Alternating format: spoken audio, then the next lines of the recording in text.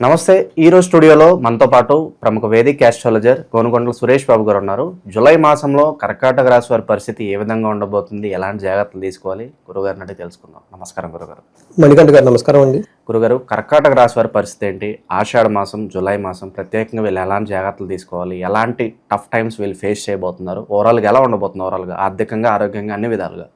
So మనకి కర్కాటక రాశి కనుక చూసుకుంటే జూలై మంత్లో ఫస్ట్ మనకి కర్కాటక రాశికి వెళ్ళక ముందు జూలై మంత్లో కొన్ని ముఖ్యమైన విశిష్టత గల రోజులు ఉన్నాయండి. వాటిని సద్వినియోగం చేసుకున్నాను. వీళ్ళకి జస్ట్ రిమైండ్ చేద్దాం.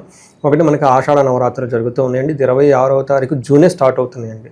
ఆ రోజు నుంచి వీళ్ళు ఒక 9 days everyday evening time half an hour Varahi మాతకు ధూపం వేసి తనకు శక్తి కొలది కనుక పూజ చేసుకుంటే ఎవరికి ఉపయోగం అంటే, ఎవరికైతే కోర్టు కేసులు పర్టికులర్గా భార్యాభర్తల మధ్య చాలామంది నాకు కాల్స్ వస్తున్నాయి. ప్రాబ్లం ఏంటంటే వాళ్ళు కలిసి లేరు, అలానే విడిపోయి లేరు, మధ్యలో ఎక్కడో హ్యాంగ్ అయిపోయి ఉన్నారు. అది అలాంటి ముందుకు వెళ్ళని కేసులు వాళ్ళకి ఎవరైనా కనుక ఇబ్బందులు పడుతుంటే ఈ నవరాత్రులు చేస్తే వాళ్ళకి చాలా బాగా కలిసి వస్తుంది. అంతేకాకుండా వీళ్ళకి గురు పూర్ణిమ రోజున జూలై 10th ఉంది. గురువులకి సంబంధించి ఎవరికైనా గురుగ్రహం సరిగా లేకపోయినా పర్టికులర్ వృశ్చిక రాశి వాళ్ళు ఎవరైనా ఉంటే కనుక వాళ్ళు ఈ పండుగ చేసుకుని చక్కగా గురు పూర్ణిమ రోజున గురువుల యొక్క ఆశీర్వాదం తీసుకుంటే గురువు ఇవ్వాల్సిన కారకత్వాలన్నీ వీళ్ళకి వచ్చేసి వృద్ధి చెందుతాయి. తర్వాత మోస్ట్ ఇంపార్టెంట్ నాగ పంచమి ఉందండి, శ్రావణ మాసము. అది మనకి 29వ తారీఖున జరుగుతుందండి.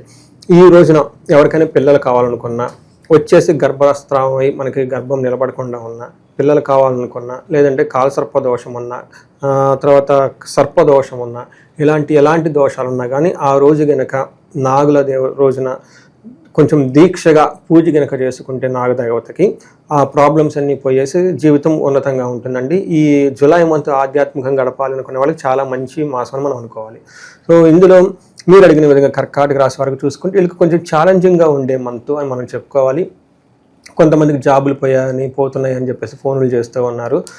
అందులో ఫస్ట్ పుష్యమి నక్షత్రం ప్రకారం చూసుకుంటే పుష్యమి 4వ, పునర్వసు 4వ పాదం, పుష్యమి 1, 2, 3, 4 పాదాలు, మనకి ఆశ్లేష 1, 2, 3, 4 పాదాలంతా కర్కాటక రాశిలో ఉంటారు. ఇందులో గ్రహస్థితి ఎక్కువగా ఒకే ఒక గ్రహం మారిందండి. అది కూడా సూర్యుడు వీళ్ళకి మారారండి. మిగతా గ్రహాలు పెద్దగా ఎక్కువ మారలేదు. అవన్నీ మంత్ ఎండ్లో మారున్నాయి అనమాట. అవి మనం నెక్స్ట్ మంత్లో చెప్పుకోవచ్చు. ఇప్పుడు కనుక మనం చూసుకుంటే సూర్యుడు మనకు సూక్ష్మ గోచారం, లఘు గోచారం ప్రకారం ఏమని చెప్తారంటే స్థాన నాశనం అంటే 10వ ఇంట్లో ఉండటం వల్ల వాళ్ళ ఉన్న వర్క్లో కానివ్వండి, జాబ్లో కానివ్వండి చేంజెస్ ఉండే అవకాశం చాలా ఎక్కువ ఉంది. అంతేకాకుండా విపరీతంగా ధనం ఖర్చు అవుతుంది. ధనం దొంగతనాలు కొట్టుకొని పోయవచ్చు. ధనం లాస్ అయ్యే అవకాశము చాలా ఎక్కువగా ఉంది. కుటుంబంలో గొడవలు విపరీతంగా వచ్చేస్తాయి. అంతేకాకుండా కొన్ని విషయాల్లో వీళ్ళకి గురువు ద్వారా కొంచెం బెనిఫిట్ జరిగే అవకాశం ఎక్కువగా ఉంది. బట్ ఓవరాల్గా కనుక చూసుకుంటే పీడనము, తర్వాత ప్రావర్టీ, డబ్బులకి ఇబ్బంది పడుతూ ఉండే చాలా టఫ్ అయిన మంత్ అని మనం చెప్పుకోవాలి. ఈ మంత్ వీళ్ళు కొంచెం జాగ్రత్తగా ఉండాలి. జూన్ మంత్లో కూడా మనం వీళ్ళు కొంచెం జాగ్రత్తగా ఉండాలని చెప్పుకున్నాము. బట్ అదేవిధంగా వీళ్ళకి జూలై మంత్ కూడా కొంచెం ప్రికాషన్స్ ఎక్కువగా తీసుకొని ఉండాలి. ఎందుకంటే మేజర్ గ్రహాలు కొంచెం వీళ్ళకి ఇబ్బంది పెట్టే పరిస్థితులు ఉన్నాయని మనం చెప్పుకోవాలి.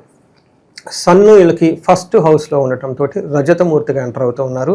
వీళ్ళు ఉన్న పొజిషన్ సన్ను కొంచెం స్ట్రాంగ్గానే ఎంటర్ అవుతున్నారు, కానీ బలం చేకూర్చే విధంగా ఎంటర్ అవుతున్నారు. కానీ సూర్యుడు వీళ్ళకి మిక్స్డ్ రిజల్ట్ ఇస్తున్నారు, లేదంటే మైల్డ్గా ఎఫెక్ట్ అయ్యే అవకాశం ఎక్కువగా ఉంది. అవి కూడా ఏంటో మనం చూద్దాం.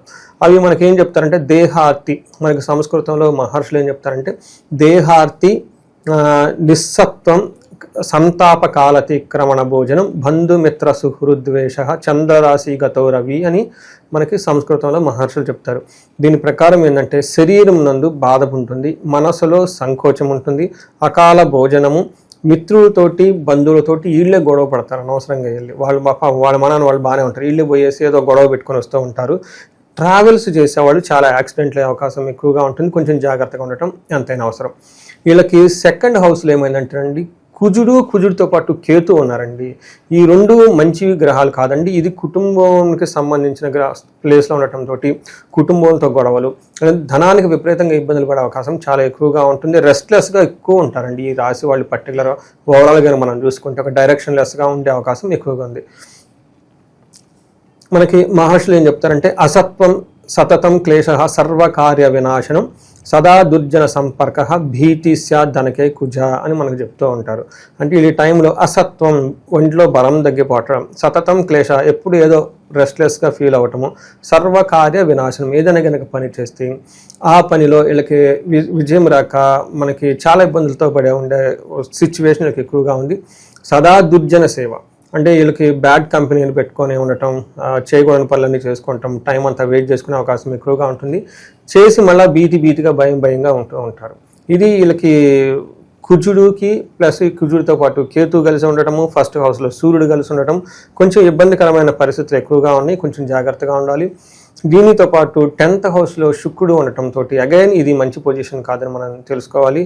వీళ్ళకి మనకి ఏం చెప్తారంటే 10th హౌస్లో శుక్రుడు ఉండటంతో వెకులం చైవ నిస్సత్వం మర్ధానాశనం రిపోభరం శ్రీ సౌఖ్య హాని మాప్నోతి అని చెప్తారు.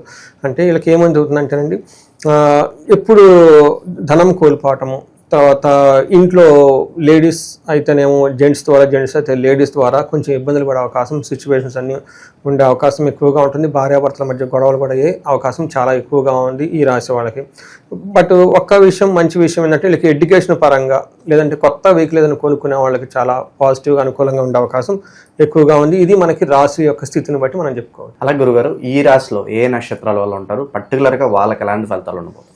మనం ఇక చూసుకుంటే ఇందులో పునర్వసు, పుష్యమి, ఆశ్లేష నక్షత్రాలు ఇందులో ఉంటాయి. ఇందులో పునర్వసు నక్షత్రం వాళ్ళకి కనుక చూసుకుంటే పాజిటివ్ సైడ్లో ధనలాభం ఉంటుంది, సంపద ఉంటుంది, ఐశ్వర్యం ఉంటుంది, క్షేమంగా ఉంటారు. ఇది మనకి పాజిటివ్.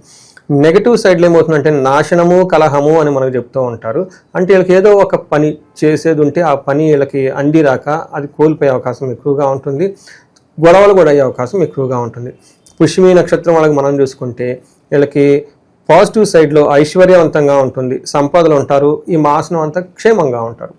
మనకి నెగిటివ్ సైడ్లో చూసుకుంటే వీళ్ళకి నాశనము, మృత్యు భయము, కలహము అని మనకు చూపిస్తూ ఉంటుంది. అనుకున్న పనులు కాకుండా ఇబ్బంది పడటం, తర్వాత మళ్ళీ ఫ్యూచర్ ఎలా ఉంటుందో మృత్యు భయంతో ఉండటం, తర్వాత గొడవలు అయ్యే అవకాశం కూడా ఎక్కువగా ఉంది. ఆశ్లేష నక్షత్రం వాళ్ళకి అగైన్ వీళ్ళకి సంపదలు ఉంటుంది, క్షేమంగా ఉంటారు. పాజిటివ్ సైడ్లో నెగిటివ్ సైడ్లో నాశనము, కలహము, మృత్యు భయము అని చెప్తూ ఉంటుంది. ఇక్కడ మృత్యు భయం అంటే మనం అనుకున్న పనులు అసలు ముందుకు వెళ్తాయా లేదా, అసలు మనం ఎటుపోతున్నాం ఏంది అని చాలా ఎక్కువగా ఆలోచించుకుంటూ ఉంటారు. దాంతోపాటు గొడవలు కూడా అవకాశం ఎక్కువగా ఉంటుంది. అనుకున్న పనులు కాకుండా చాలా డ్రీమ్ ప్రాజెక్ట్స్, ఇది అవుతుంది అనుకున్నవి కాకుండా మధ్యలో అది ఆగిపోవటము, దాంతో ఇలా భయపడటం, ఇలా అదర్ సైడ్లో ఇబ్బంది పడే అవకాశం చాలా ఎక్కువగా ఉంటుంది.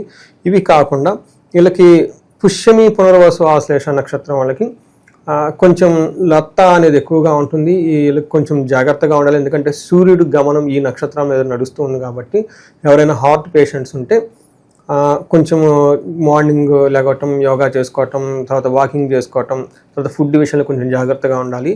జనరల్గా ఏమవుతుందంటేనండి, సూర్యుడు ప్రయాణించే నక్షత్రం వాళ్ళకి ఆ నక్షత్రంలో ఎవరెవరికి ఉన్న సూర్యుడు ప్రయాణిస్తున్నారో వాళ్ళకి గ్యాస్ట్రైటిస్ వచ్చేస్తుంది, లేదంటే చెస్ట్ పట్టినట్టు ఉంటుందండి. అందుకని హార్ట్ పేషెంట్స్ ఎవరైనా ఉంటే చాలా జాగ్రత్తగా ఉండాలని చెప్పేసి ఒక సూచన వాళ్ళకి. ఇంకా విశేషంగా ఆషాఢ మాసం కాబట్టి ఈ రాశి వాళ్ళు ఎలాంటి పరిహారాలు చేసుకోవడం ద్వారా ఏదన్నా అశుభ ఫలితాలు ఉన్నా కూడా వాటిని మంచిగా మార్చుకోవచ్చు అంటారు? వీళ్ళకి సుబ్రహ్మణ్యేశ్వర స్వామి భుజంగ స్తోత్రం చదువుకోవాలి.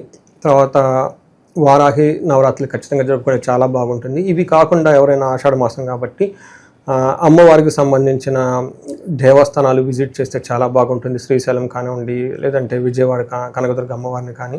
వీటితో పాటు వీళ్ళు ఇంకా చండీ పారాయణ కానీ, చండీ హోమం కానీ ఇలాంటివి కనుక చేసుకుంటూ ఉంటే చాలా బాగుంటుంది.